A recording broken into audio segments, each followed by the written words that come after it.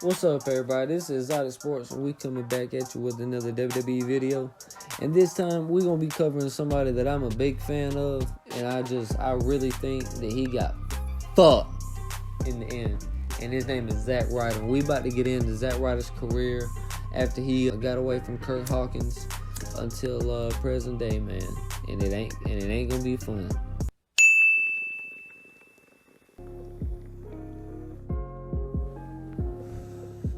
Zach Ryder returned to WWE after being away from a while after his split with Kurt Hawkins around 2009. He was in ECW. And I was a big fan of Zach Ryder in ECW. I was around 8 years old at the time. And I watched ECW. It ended shortly after I started watching. But I was a fan of him. He had a feud with Tommy Dreamer that I really liked. Zach Ryder actually, I believe he retired Tommy Dreamer. From WWE, little known fact. And he also had really good matches with Christian for the ECW championship. And I thought that if ECW continued, Zach Ryder was going to be the ECW World Heavyweight Champion. I really do.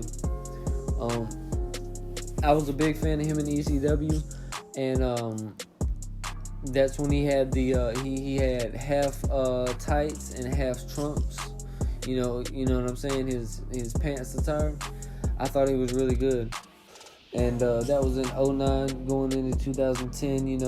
Guys like Sheamus and Tyler Rex, they were all debuting for ECW at the time. And, by the time 2010 hit and ECW, kind of disbanded, guys like Zach Ryder and William Regal and Kozlov, Ezekiel Jackson, Christian, all those guys, they went to other brands. And Zach Ryder ended up going to Raw, and Zach Ryder did not appear on Raw. He was nothing. I mean, they treated him, because that's always where they wanted him to be. They always wanted him to be that guy that just came out and lost.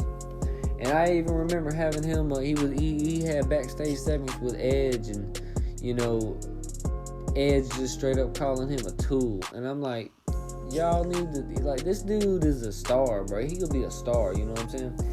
And, 2010 progressed, and nothing happened really with Zach Ryder in 2010. I mean, he, ended up getting tired of being the way he was treated, and he started his own YouTube channel. That's that, what was it, Long Island IZ? And that was after he was drafted to Raw, because that was during the,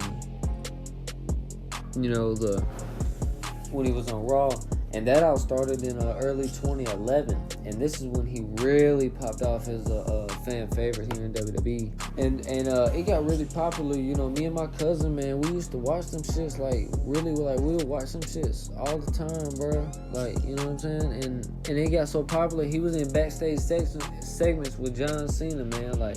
He was growing as a star. It was damn, I'm watching this dude on YouTube and it's actually working. They actually making a star out of him on TV. He's making himself into a superstar, you know what I'm saying? And then, he became the assistant to Teddy Long, and he was on both Raw and SmackDown and all that. And then eventually, they started taking him seriously, man, and he started feuding with Dolph Ziggler over that IC title. And I believe what was his name? Hugh Jackman got involved, the Wolverine actor, I mean. And he got involved in the storyline, and Jack Swagger cost Zach Ryder the U.S. title a couple times. He, a lot of those matches.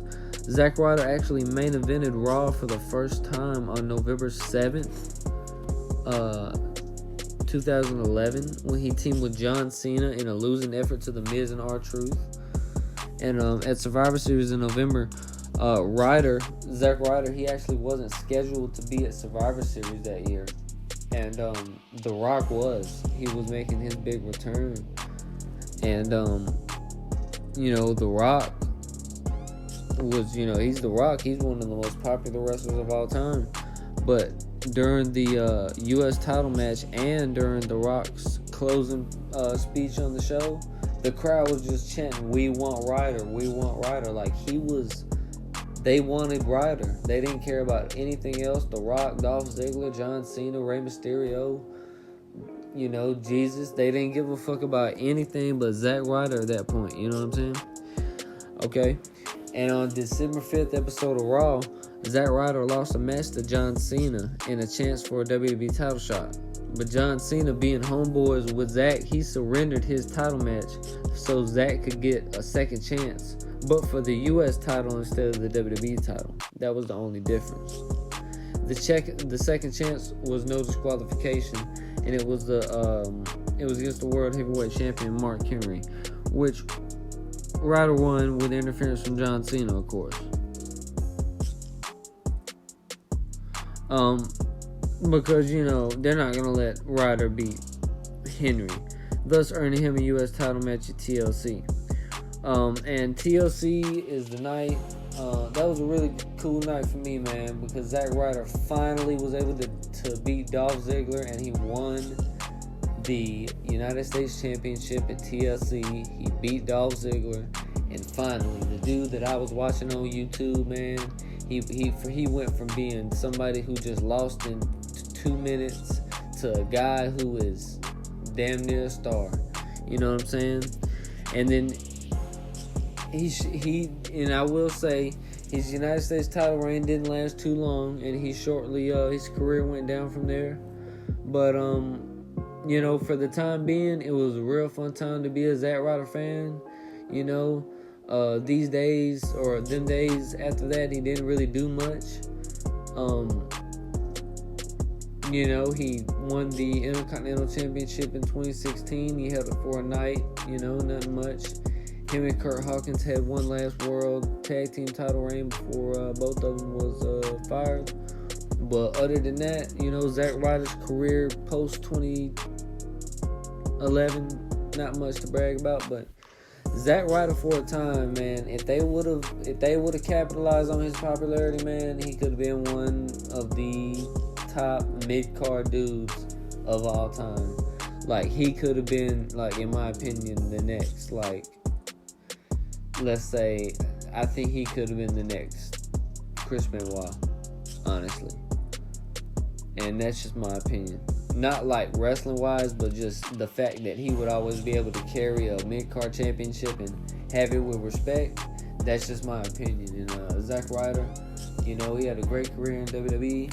And I hope he's able to come back and maybe have one more good run with some type of championship. And that's going to be the video.